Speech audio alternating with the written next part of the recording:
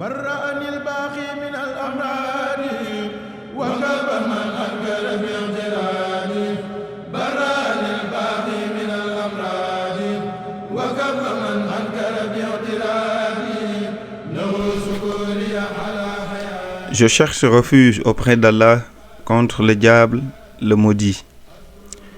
Au nom d'Allah, le tout miséricordieux, le très miséricordieux. Louange à Allah, Seigneur des mondes, celui qui a créé les cieux sans piliers, celui qui dit « soit » et la chose existe. Nous le louons, nous implorons son aide et son pardon.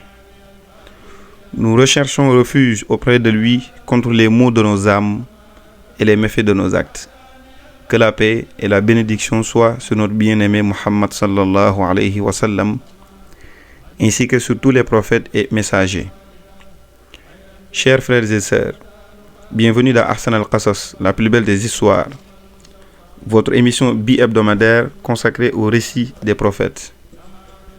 Dans l'épisode précédent, nous avons parcouru l'ensemble de l'histoire de Youssouf alayhi salam, de son rêve, sa tunique bénie, la jalousie de ses frères, le puits, la caravane et son arrivée en Égypte, ainsi que sa royauté. Aujourd'hui, nous allons remonter plus loin, bien plus loin, avant Youssouf, avant Yankoub, avant Ibrahim, etc., avant Nuh, avant Idriss, avant même les montagnes, les arbres et les mers. Il y a eu un moment unique, la première rencontre entre la lumière divine et la création humaine. Aujourd'hui, nous vous racontons la naissance du premier homme, le premier cœur qui a battu, le premier regard posé sur le paradis, le premier souffle insufflé par Allah lui-même. Nous parlons aujourd'hui d'Adam alayhi salam, le père de l'humanité, l'Aboul Bachar, le premier prophète, la racine de tous les croyants sur terre.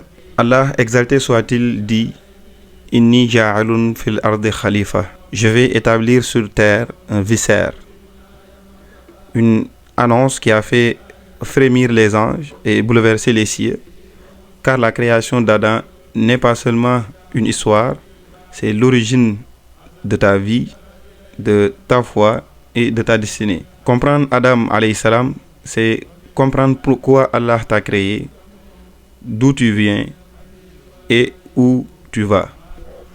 Dans cet épisode, nous allons vivre ensemble la formation d'Adam à partir des différentes terres de la planète, le moment où Allah insuffla de son esprit dans son corps d'argile, la prosternation des anges, la naissance de l'orgueil d'Iblis, la création de Hawa et la marche vers l'épreuve qui allait marquer l'histoire humaine.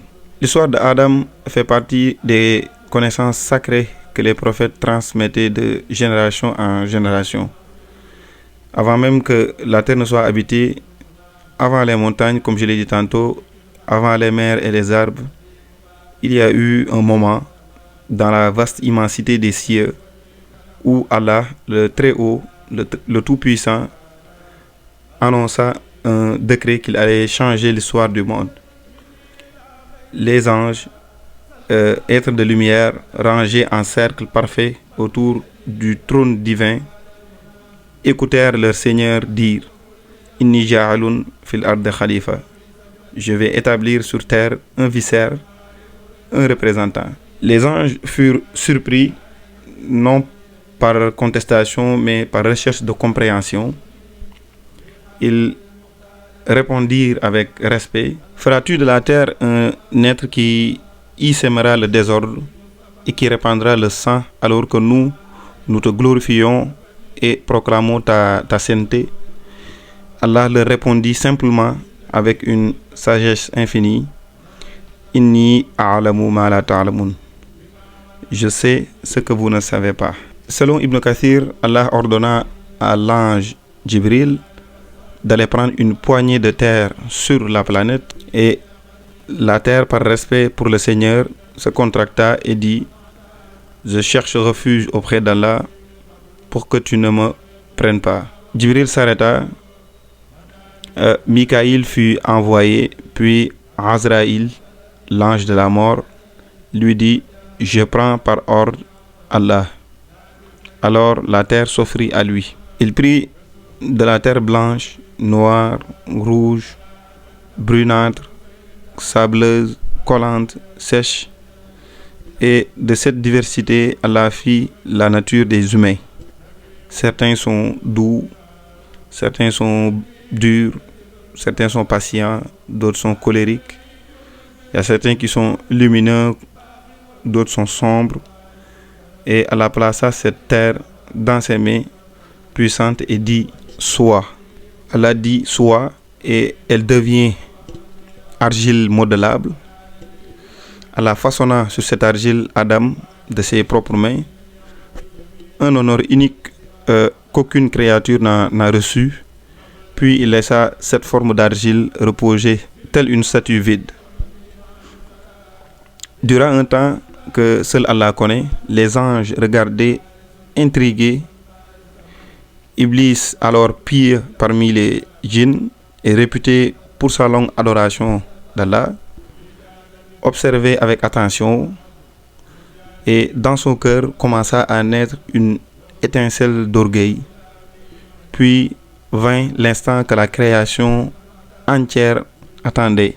Allah exalté soit-il dit فَإِذَا سَوَّيْتُهُ وَنَفَخْتُ فِيهِ مِنْ رُوحِي فَقَعُوا لَهُ سَاجِدِينَ. Quand je l'aurai façonné et que j'aurai insufflé en lui de mon esprit, jetez-vous devant lui, prosternés. Alors Allah insuffla un souffle de vie en Adam.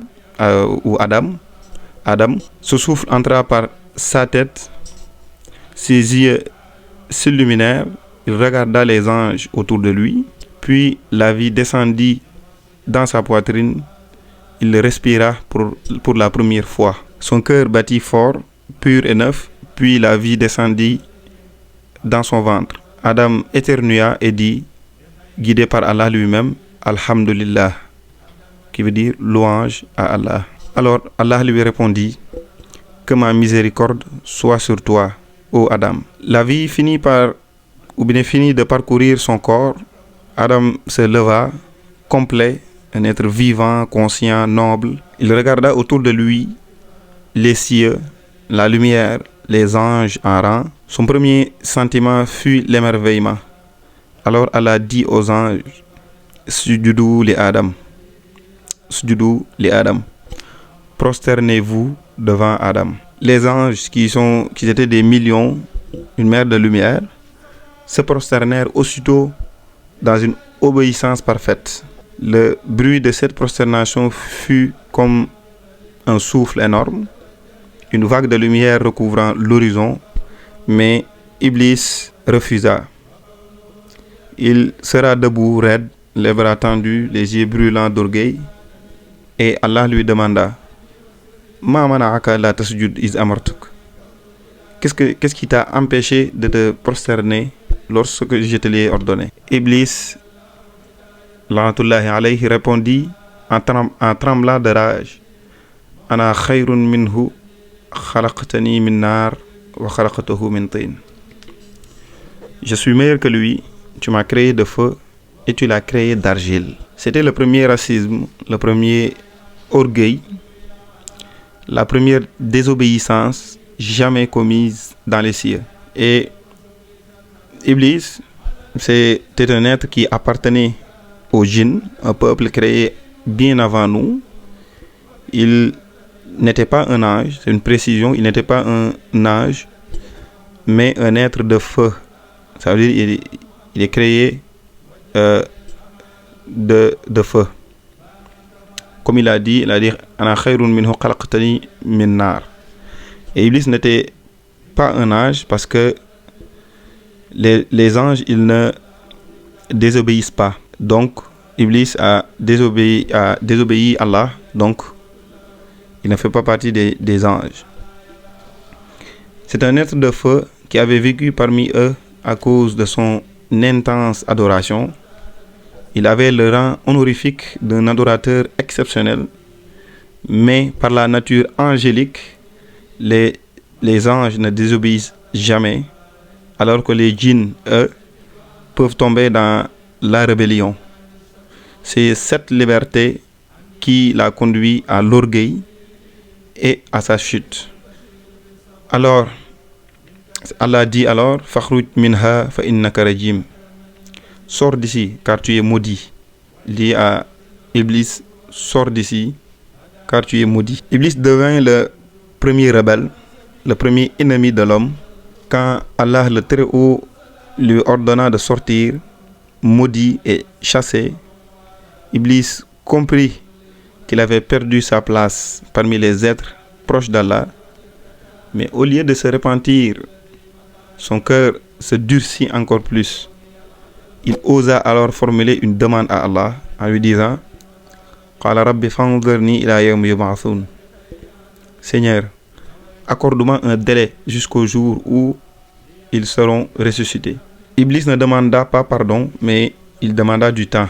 Non pas du temps pour revenir vers Allah, mais du temps pour se venger de la descendance d'Adam. Allah, dans sa sagesse, lui répondit Qala fa innaka minal munzarin.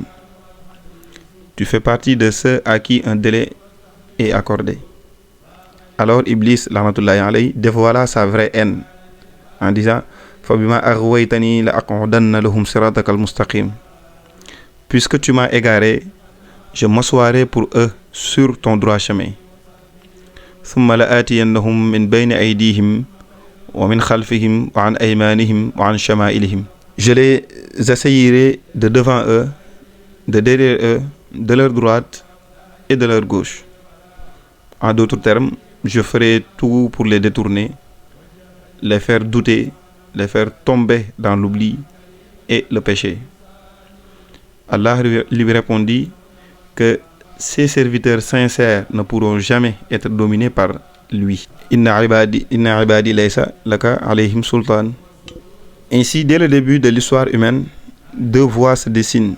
Celle d'Iblis, qui est la voie de l'orgueil et de la jalousie, et celle d'Adam, qui est la voie de la faute suivie du repentir.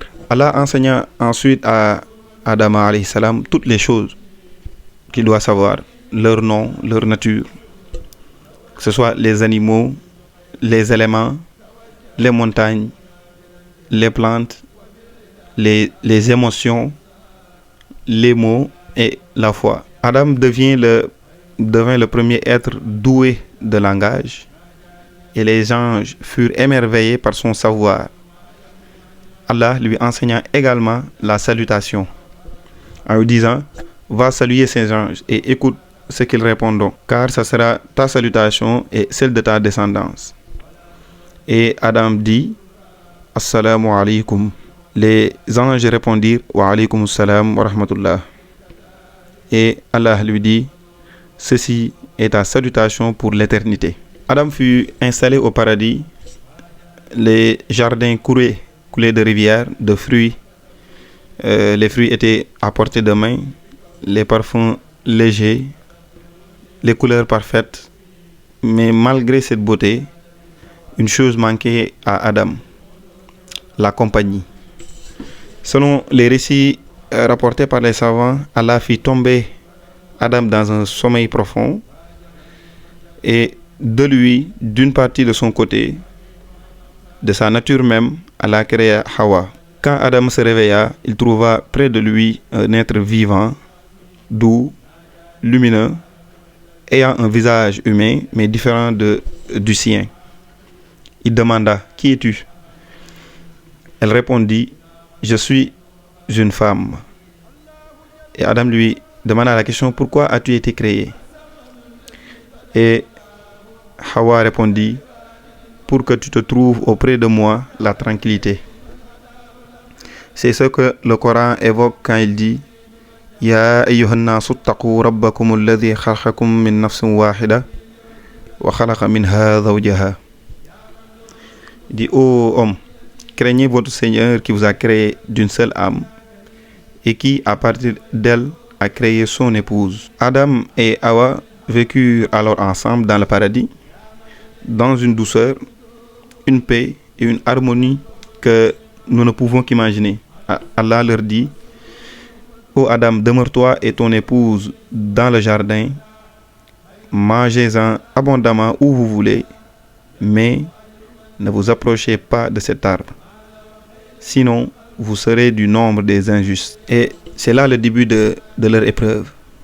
Iblis, après avoir refusé de se prosterner et après avoir été maudit, n'avait plus de place ni d'honneur, mais il n'avait qu'un objectif: faire chuter Adam pour prouver qu'il n'était pas digne de cet honneur. Il savait qu'il ne pouvait pas entrer librement dans le paradis comme avant, alors il utilisa la ruse. Les savants disent qu'il se rapprochait du paradis, qu'il appelait Adam et Hawa depuis l'extérieur, ou encore qu'il utilisait un moyen détourné pour leur transmettre ses paroles. En quoi faisant ou comment, le Coran ne donne pas de détails techniques, mais Ibn Kathir explique que Iblis les a atteints par la ruse, l'insinuation et le mensonge. Il n'avait pas besoin d'être là à leur côté physiquement. La tentation vient par la parole, pas par la présence. Iblis n'a pas commencé par leur dire désobéissez à Allah. Il savait que ça ne serait pas efficace et il a utilisé plusieurs stratégies. La première, c'est de semer le doute. Il a commencé par leur parler du sens de l'interdiction en leur disant: pourquoi vous interdit-on cet arbre? C'est sûrement parce que si vous en mangez, vous deviendrez des anges ou vous deviendrez immortels. Allah, Adam et Hawa n'avaient jamais entendu parler de mensonges avant Iblis. C'était une nouvelle expérience pour eux. La deuxième stratégie d'Iblis, c'était de jurer par Allah. Et le Coran dit: Wa qasamuhuma inni lakuma minan nasihin. Et il leur jura: je suis pour vous un conseiller sincère. C'est important parce que Iblis a juré par Allah et Adam et Hawa n'avaient jamais imaginé qu'on puisse utiliser le nom d'Allah pour mentir. Donc ils ont donc cru à sa sincérité. La troisième stratégie de Iblis, c'était de jouer sur la naïveté de Adam et Hawa. Ils ne connaissaient pas la tromperie. Ils n'avaient jamais été confrontés au mal. Ils n'avaient pas d'expérience avec la manipulation. Iblis a donc exploité leur innocence. Il a donc passé à l'acte. Après avoir semé le doute, après avoir juré, après avoir insisté et après avoir fait croire que c'était pour leur propre bien, Adam et Hawa se sont approchés de l'arbre que Allah leur interdisait. Le Coran dit simplement: ils mangèrent. Ils mangèrent. Ils en mangèrent. Ils ont franchi l'interdit, pas par arrogance, mais par manque d'expérience et naïveté.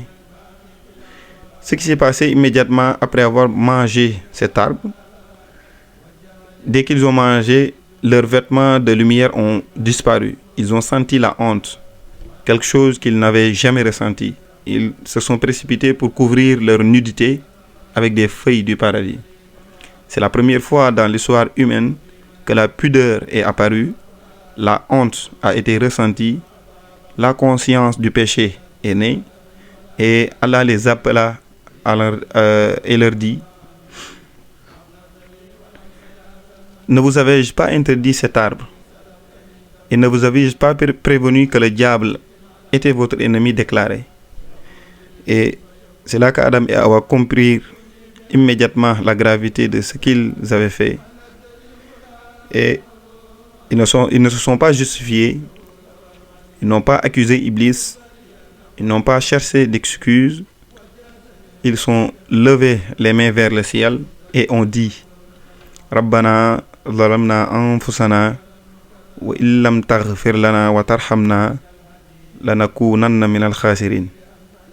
Seigneur, nous avons fait du tort à nous-mêmes, Et si tu ne nous pardonnes pas et ne nous fais pas miséricorde, nous serons parmi les perdants. Ce fut le premier repentir de l'histoire et Allah, dans sa grande miséricorde, les pardonna. Mais Allah leur dit: descendez tous, vous serez ennemis les uns des autres, vous vivrez sur terre quelque temps, puis vous reviendrez à moi.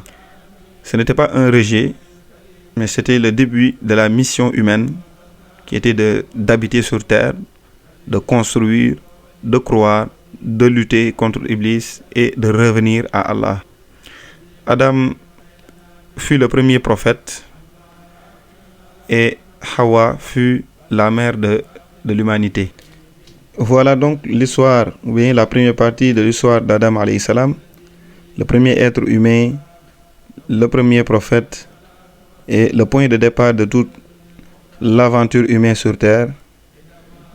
Dans cet épisode, nous avons vu comment Allah l'a honoré dès le début, comment il l'a façonné de ses propres mains, comment il lui a insufflé la vie et comment il a fait se prosterner les anges devant lui.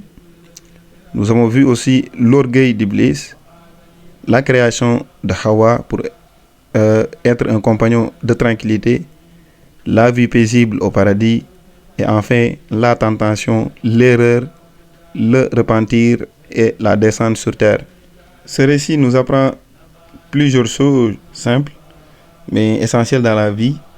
Le premier, c'est que l'être humain est noble parce qu'Allah l'a voulu noble. Le plus grand piège, c'est l'orgueil. Le péché n'annule pas la valeur d'un croyant quand le repentir est sincère. Et la vie sur terre n'est pas une punition, c'est une mission.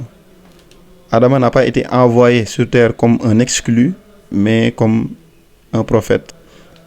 Ainsi s'achève votre premier épisode de l'histoire d'Adam alayhi salam.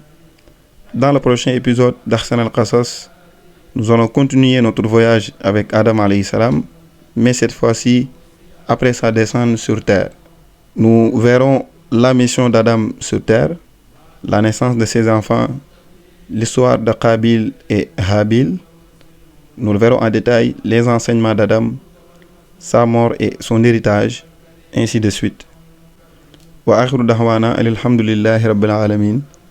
Wassalamu alaykum wa rahmatullahi ta'ala wa barakatuh. بقدره العظيم ينبغي الليام وجعلي ما لا يزال أبدا سرور كل مفلح مؤبدا فراني كوني بلا أقرار في هذه الدار وتلك